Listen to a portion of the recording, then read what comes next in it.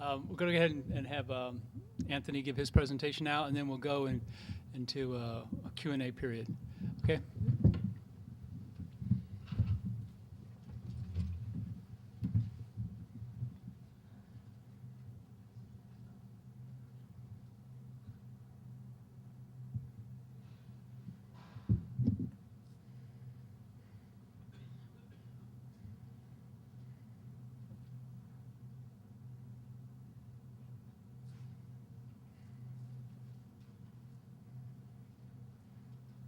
You know how to get the laser pointer activated?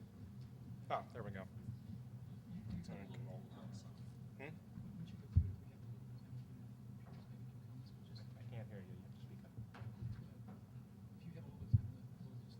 Okay. All right.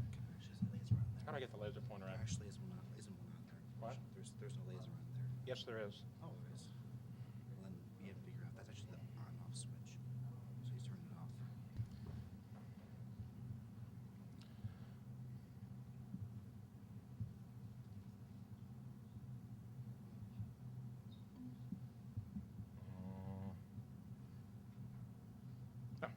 All right, sorry for the technical delays. Oops. Still not happy here. What's going on? Just a moment. We're currently experiencing technical difficulties. Please stand by.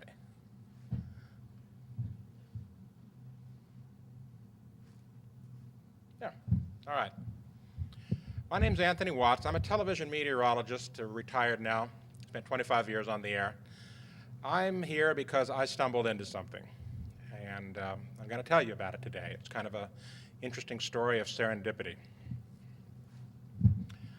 This is what I'm going to talk about today. I'm going to talk about the project called surfacestations.org that's now about 8 months old, and how it started, how serendipity was involved, the methodology of data gathering, some examples of some of the sites that we found so far around the United States and problems with them, how we applied the National Weather Service's and NOAA's own rating system to these sites, and what the results of 41% of the nation's survey so far is. And I'll give you some conclusions about it. This is how it started. Now, a long time ago when I attended my university, one of my first projects as a student was to assemble a weather station. And they handed me a crate that had all the boards in it for a Stevenson screen. And I opened it up and I took it apart, and as I was taking out the boards, I was noticing the paint was coming off in my hands. And I went to my professor and I said, "What is this? Why is the paint coming off in my hands? And can I repaint this with something else?" And he says, "No, don't touch it. It's whitewash." And I go, this is 1975, by the way. And I said, "Whitewash? Why in the world would anyone be using whitewash in this day and age?" And he says, "Well, it goes back to the Weather Service when it was formed in 1892 and so forth and so on. And if you change it, it will change the infrared characteristics of the weather station's ability to measure temperature." And so I put it together, and I had whitewash all over my hand, but it went together and it did its thing. Found out later in 1979 that the Weather Service changed the specification from whitewash, the official thing that they started with back in 1892, to latex. And I'd always wondered whether or not that might change the temperature. And it had been bugging me for a number of years. In 1990, I met up with Jim Goodridge, the state climatologist in California, and we decided, you know, we're going to test this one of these days. And it was one of those projects we never got around to doing. And the reason is that, well, you know how it is. Things just get in the way. I had a television business to run, and he had studies to do, and we never quite made it. But last year, I found myself with time on my hands. And so I wanted to do this experiment based on the premise that cured whitewash is made out of calcium carbonate, and it has a completely different set of optical properties than latex, which uses titanium dioxide as a pigment. And so the premise might be that whitewash might provide a superior coating, at least in terms of infrared and so forth. So I set out to do a simple experiment with some boards. I set up 3 boards and a data logger and some NIST temperature probes and a reference air temperature, aspirated air temperature system. And I did a test. And lo and behold, I discovered that there were differences in temperature at peak sun between bare wood, latex, and whitewash. Well, that told me then that perhaps I should go and do the larger experiment, the full-scale experiment with Stevenson screens. Now, I was doing this on my own nickel, and Stevenson screens and data loggers and things were fairly expensive, so I wanted to do this short test first. But before I did that, Go back and explain that last slide. sure. All righty. What you see here are three graphs that are done with four graphs done with 4 temperature probes simultaneously during the day. This is a typical day, and what we've got here, the black reference line is the aspirated air temperature monitor, and the blue one is whitewash, the green one is latex, and this one is bare wood. And as you can see, bare wood is the warmest, latex paint is the second warmest, whitewash is the coolest of the three, and the aspirated air temperature sensor is the best. So I decided before I was going to do this large-scale survey, I better go out and make sure that, in fact, a lot of these stations had been, in fact, repainted. Just seemed like due diligence on my part. So the first thing I did was visited one at the university in my town. I visited the Chica University Farm. It was a USHCN, a U.S. Historical Climatological Network station. There were photos of it there. When I opened up the Stevenson screen, I was surprised to find that it had been converted to automation. But what further surprised me was the fact that the temperature sensor, which you see right here, was a mere 6 inches away from the electronics package box. And I thought to myself, who does that? But then I thought, well, you know, it's just a fluke. Somebody just wasn't thinking. But I did get my paint samples that I peeled some paint off the side of the shelter to make sure that it was latex, and so I got my sample there. I planned on doing 3 samples in the area. The next station I went to was about 30 miles west of there, a town called Orland. This is a perfect station. It had been here for about 103 years, unmoved, essentially unchanged. There was some urbanization that grew up around it, but fortunately, the area where the station was at the Water Users Association was pretty much unchanged, and it was a good station. So I figured the first thing was a fluke with the electronics package. And then I went to the next USHCN station in Marysville, California. And this one gave me pause. In fact, I got into a bit of an argument with the person there because I couldn't believe that this was actually a temperature station monitored or set up by the U.S. government. I couldn't believe it because this is the temperature sensor here. It's called an MMTS. That's the new model compared to the Stevenson screen. It is in a parking space. They park the vehicle radiator inwards. And so it's like the worst possible area you can imagine. I mean, we've got asphalt here, we've got buildings all over the place. But the other thing that was interesting was this cell phone tower. Now, as I was standing about right here and taking some photos, I was feeling warm air coming behind me. The warm air was coming from these air conditioning units right here. These are electronics buildings for cell phone towers that they drop in by helicopter. So we not only had asphalt, and we had somebody parking their vehicle radiator inward, we had air conditioning units circulating heat.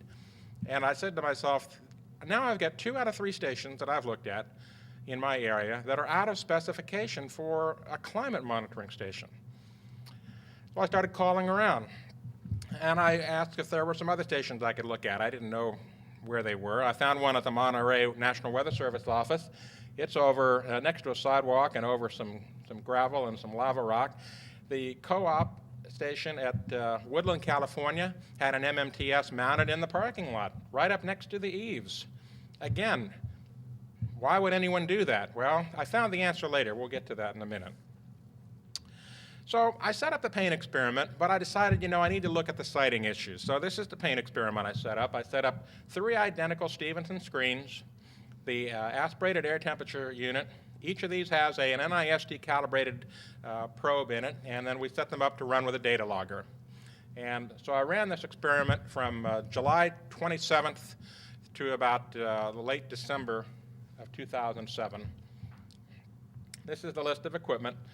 Here are 4-channel data logger, temperature probes, aspirated gill shield, computer to capture the data over several months, and then I had a nearby reference station set up by the Forest Service that I could use to look at the data. This is a typical day out of the several months of data that I logged. This is the raw data. I believe this is for August 27th. Yes, August 27th, 2007. This is the raw data, and as you can see, it's got its typical noise pattern associated with winds and convection and things going on. This is the smooth data. And as you can see here, we're starting to see separation between the air temperature aspirated shield and some of the other shields as well, some of the other screens. And this is what that peak Tmax looks like zoomed. Bearwood had a Tmax that day of 98.47. Latex had a Tmax of 97.74. Whitewash was 96.94, and the aspirated air temperature reference was 95 degrees. It also appears in Tmin. Bearwood was 56 degrees, whitewash 56.21, latex 55.92, and the reference aspirated air temperature shield was even cooler than that. This is a typical day. This pattern repeated again and again and again. And what this told me is that the paint, in fact, did affect the temperature on these Stevenson screens. The problem with all of that is the National Weather Service, and I would believe that the World Meteorological Organization, does not keep a record of when their observers repaint their shelters or with what. So these are the conclusions that I was able to draw from that first test. Now I'm going to be doing another one. I have to do another test to confirm the first one, and I also have to do it at a different location to rule out any kind of situational bias. So we'll have more on that next year, or this coming year. But aside from all that, I went back to the sighting issue, and I came to the realization that there was no image meta database things in existence. This is from my discussions with Roger Pielke at the University of Colorado. And he and I agreed that something needed to be done because there wasn't any way for a researcher to know if you're looking at data from a particular station, what is the measurement environment of that station? You've got metadata that tells you, oh, there's a building here, or it was moved, or here's the coordinates, but you never knew what the measurement environment was like. So we started up a program. May 17th, we've set up a trial website, and we redid the software on 29th of May. June 4th, we put on the new website, started making a solicitation via email and climate blogs such as Climate Audit and Dr. Pielke's site. And we did that to seed the interest. We put up some of the first pictures that I took of some of the stations in California. This is what the website looks like. There's the main portal, and then there's the image database. The main portal links into the image database. The main portal allows for news and status, resources, sign up of volunteers, frequently asked question, and rules of conduct. The rules of conduct were very important because what we didn't want to do was have observers, co-op observers, be bothered, if they didn't want to be, by people out taking pictures. We had to approach this very carefully because the co-op network is very valuable, and we didn't want to disrupt that mission. On the database, we have the USHCN library, the GHCN library, ability for surveyors to upload images remotely, and survey reports as well. The public can do image browsing, and there is searchable metadata. The way it works is this. The volunteers will sign up and get their approval for being a volunteer. They'll choose the stations they want to survey from available stations, call ahead for site permission if needed, and visit, photograph, and ask questions, records it, writes it all down on a survey form. The volunteer uploads the photos and survey form to the website. The site administrator, usually me, although I do have others, checks the photo and survey quality and then applies a site rating to it. This is what the distribution of the stations around the United States look like. Some are surveyed, some are not. This actually is a bit dated. This is from 8/25/07. This is when we were at about 31%. We're now up to 41%. Here's some of the examples of what we found around the nation thus far. And I've got a lot of slides to show you here. I hope you'll bear with me. We found stations that have volcanic cinders under them and gravel, even though they're right next to what you might describe as a cool park. Rubber mats. The guy didn't like getting his feet muddy when he walked out to take the measurement, so he put rubber mats out. We've got volcanic cinder and gravel mixed together. There's the sensor right there. There's the standard rain gauge, and there's the Fisher-Porter rain gauge. Wairika, California, cinders from the nearby volcanic cinder mine all around the station. Parking lot over here. Redding, California, at the airport. I stood on this, and I thought initially when I came off the asphalt that this was probably going to be cooler. I was wrong. I didn't know that standing on wood chips and weed mat would be warmer than it was on the asphalt. My little portable thermometer verified that. This one here is an interesting site. This is Lake Spalding, California. Now, it had been moved recently. This is where the sensor is, up on the side of this tower. And as you can see underneath it, we've got bedrock, concrete, a building, and a boat.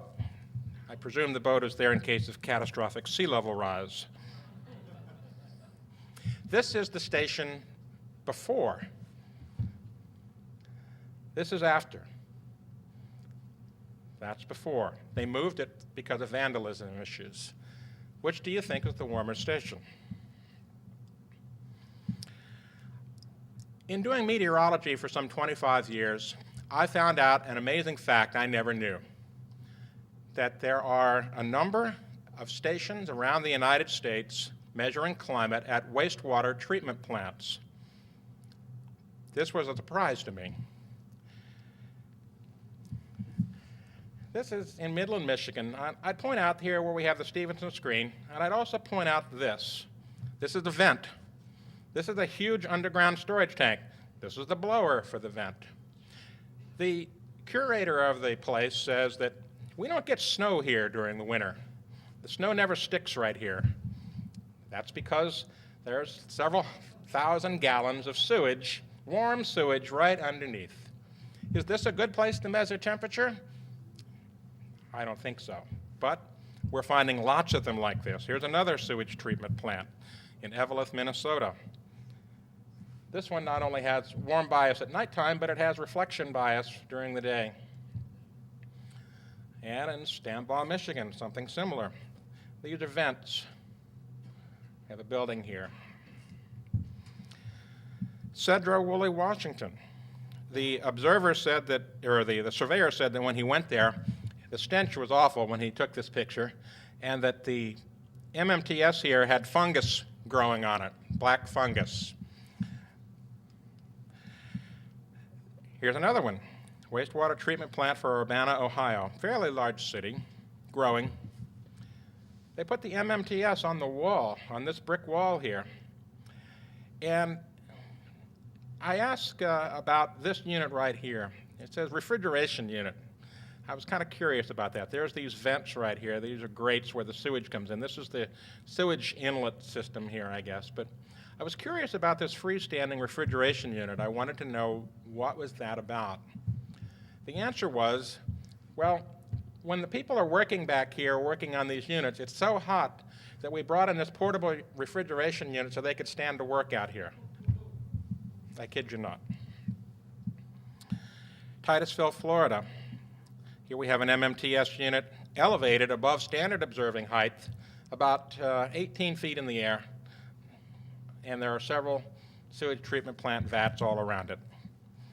So not only do we have a radiational bias of IR at nighttime, we have a humidity bias as well, circulating water into the air.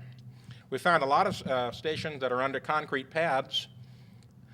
This one here is not only near concrete pads, but it's near a major intersection on highway, just to get off on Highway 101 in Paso Robles. This one in Wickenburg, Arizona has got its own concrete pad and a brick wall to radiate nicely at nighttime. We found a lot of stations at airports, not just systems that are not ASOS systems, but MMTSs at airports. Bartlesville, Oklahoma, real close to the tarmac. This one here, at Petaluma, they had trouble keeping the MMTS mounted in the ground, so they just strapped it to the deck here. They just didn't know.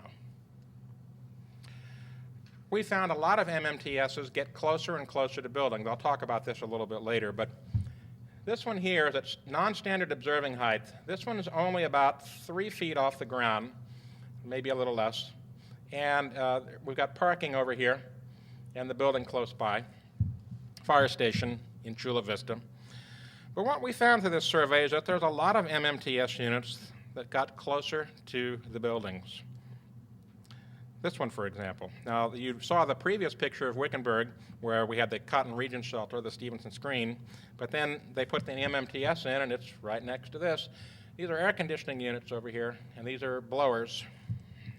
And then, of course, the one we've seen in Woodland, California, right next to the building. Longview, Washington, this is another water treatment plant. Not only is it a water treatment plant, which is a kind of a warm air bubble, but they've got cinder block or crushed cinder stones down here. I don't know if any of you have ever driven by a sewage treatment plant in the wintertime or not. I have. I'm from the Midwest. But I can tell you, when you drive by one of these things in the wintertime, it's like a sauna. You see steam rising all around it, and it seems to me to be the absolute worst place that you would want to measure climate, because what are you really measuring at a sewage treatment plant if you put a thermometer there? Are you measuring the climate, or are you measuring the amount of effluent that is passing through and releasing its waste heat into the immediate atmosphere? Here's another proximity issue. This is McMinnville, Oregon.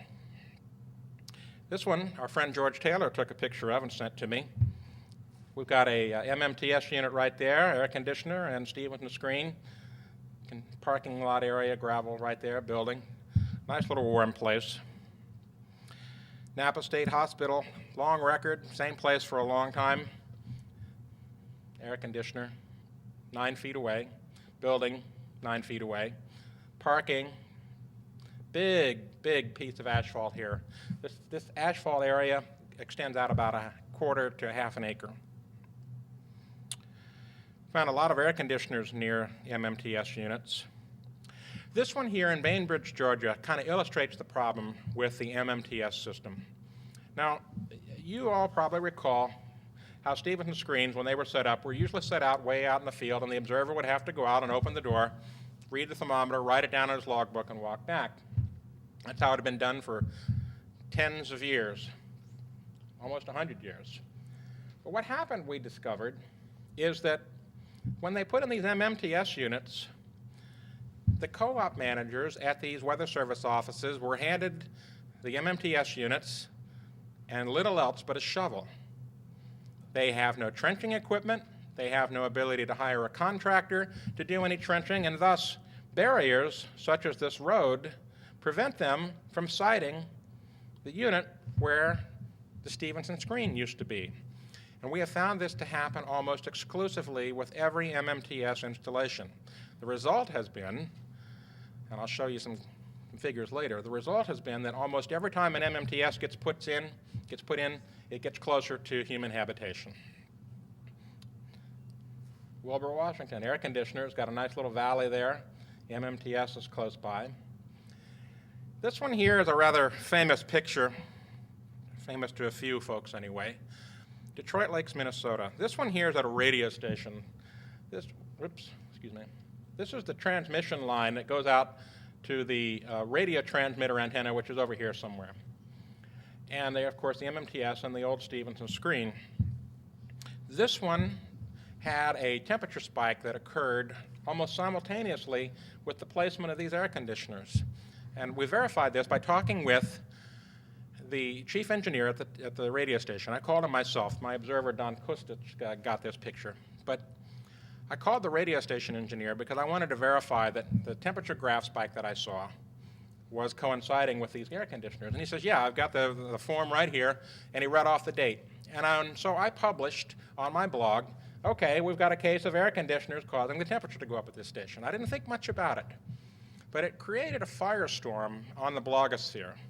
And I really mean a firestorm, because some of the folks on the other side of the aisle said, Watts doesn't know what he's talking about. There are other stations around Minnesota within 50 to 100 miles or so that are also showing a spike at the same time. It's naturally caused. He's an idiot.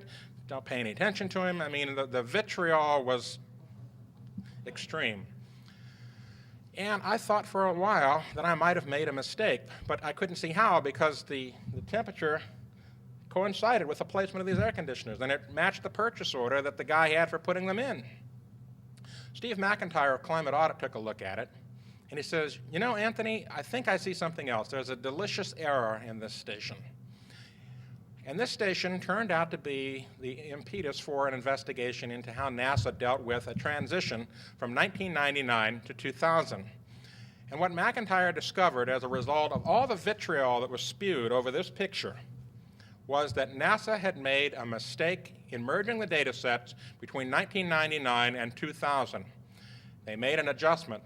They published it on their website quietly, without much fanfare, but that adjustment resulted in 1998 no longer being the hottest year on record in the United States.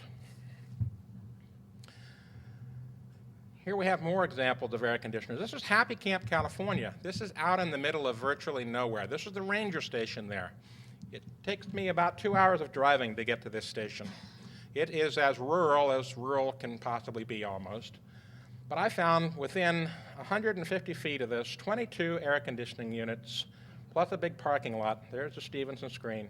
Whole walls of air conditioning units. Prevailing wind from the southwest, venting right across the parking lot and right along the side of the building towards the temperature sensors. And we found sensors that have shading issues as well.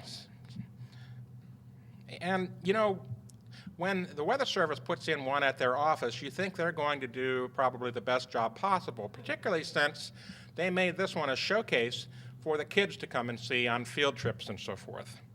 No.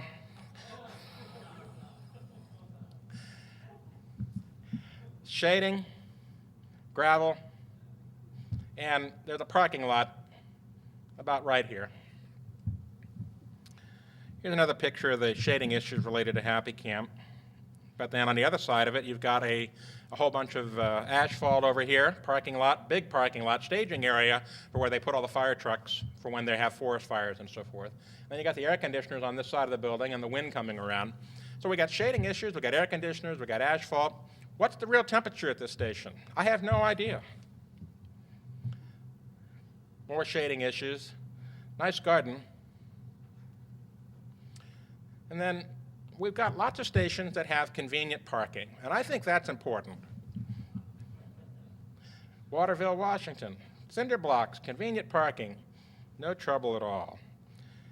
Here we've got one that's got not only convenient parking, but the MMTS is even lower, closer to the radiator, so you can park straight ahead there and warm it up nicely. Tahoe City, California. I surveyed this station. I talked to the guy that owned this vehicle right here. It's the curator. He's the grounds curator. These are tennis courts over here. These are condominiums. I asked him, do you do the work around here every day? And he says, yeah. And do you always park your vehicle there? Yes. And I asked him, what's this? Oh, that's the burn barrel. We burn the trash in there. I kid you not.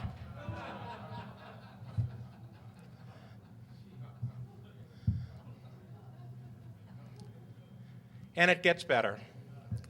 I pointed out that the National Weather Service should know how to measure temperature. And when we looked at their office in Eureka, this is the Tucson, Arizona weather station. This one, we identified this one from data to begin with. Steve McIntyre at Climate Audit pointed out that this station had this steepest trend of any US HCN station in the United States. It was a true anomaly. Okay. Anyway, so we went out and we went after it. We discovered it in the middle of a parking lot. We got more of them in parking lots. Lampasas, Texas. Ace Hardware store parking lots right next door. Interesting thing about Lampasas is you can see clearly the temperature spike. That one also, when I published it, created quite a storm on the blogosphere, and people weren't believing it. I want to show you the difference between what happens when we take the raw data and the homogenized data back and forth. See that? That's the trend line with the raw data. That's the trend line with the homogenized data. These are the two overlaid. This is what happens to the record in Lampasas, Texas, after it's been adjusted by NASA GISS. The anomaly remains. However, the trend line after homogenization gets lower, resulting in a trend that's steeper upwards. Another one, industrial placement, Miami, Arizona. Notice this black gravel. Concrete vault here for storage of records. Notice anything funny about the albedo here? They take the black gravel from the mining operations and they spread it all around the buildings as a surface covering. And they wonder why the temperature's warm there. Here's what their record looks like. When they moved it, here's what the temperature did. That's what it looks like being homogenized. And there's the comparison of the two trend lines. The anomaly's still there, but GISS makes the temperature record go up. It makes you wonder. George sent us this picture. Thank you, George. MMTS on the roof. Santa Rosa, California, Press Democrat, on the roof. Maine, on the roof. Baltimore, Maryland, on the roof. This is a photo taken by the National Weather Service, and this is what it looks like from an aerial view. That's it right there, where it was. They closed the station. They closed the station because the Weather Service found that it wasn't reading correctly, and they did a study. This is from their Professional Competency Unit manual, and they pointed out in their own manual that on the roof, they got 13 times over 100 degrees Fahrenheit, where other stations around the area got none. And they had 81 times when it was greater than 90 degrees Fahrenheit compared to about half as many or a quarter as many elsewhere. Clearly, the roof placement was biasing the temperature record, yet it remains in our climate record today.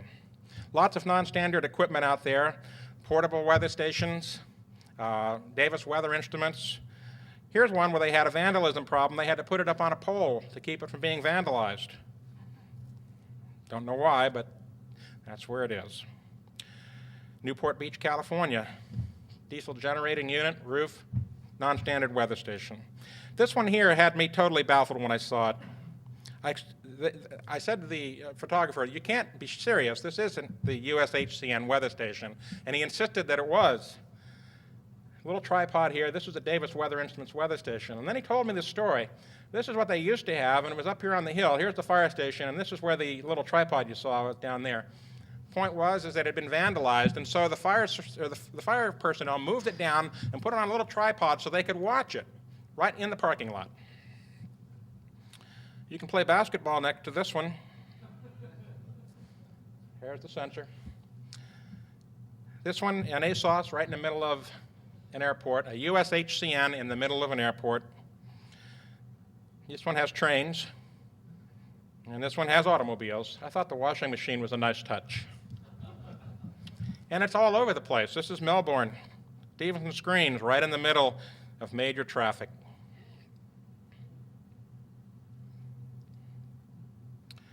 So we're evaluating these, and we're applying a site reference network criteria to it. And I'm going to go quickly on this. But basically, we have a simple 1 to 5 rating system that is based on distance. And it's from Michael Leroy in 1998. He described the scheme for Meteo France, and it's been adopted by the new Climate Reference Network at NOAA. This is what a Class 1 definition looks like. Basically, sensor's got to be located 100 meters away from things that might affect it. For a Class 2 site, 30 meters. Class 3 site, 10 meters. Class 4 site, something within 10 meters that might be asphalt or whatever. And then a Class 5 is where the station's right on top of it.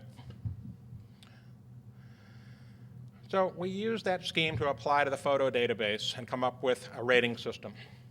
We use Google Earth where we couldn't get measurements. This is an example of a Class 1 site in Corvallis, Oregon. George, you probably recognize this one. Cloquet, Michigan, a Class 2. Oberlin, Ohio, Class 3. Class 4, sewage treatment plant. That's where the tank is. And then there's Marysville, a Class 5. This is what our distribution map looks like thus far. 502 out of 1,221 stations surveyed, 41% of the network. You can see a lot of orange, red, and yellow there. This is how it breaks down.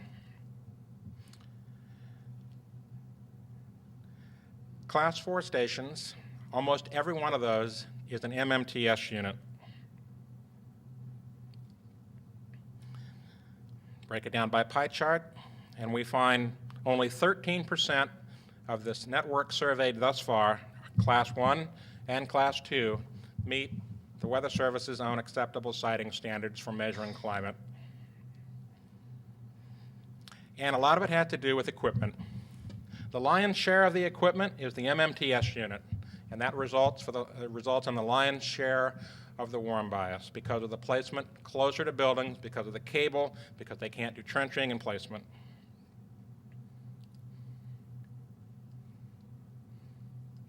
The majority of stations have errors larger than 1 degree centigrade, most are 2 degrees or higher.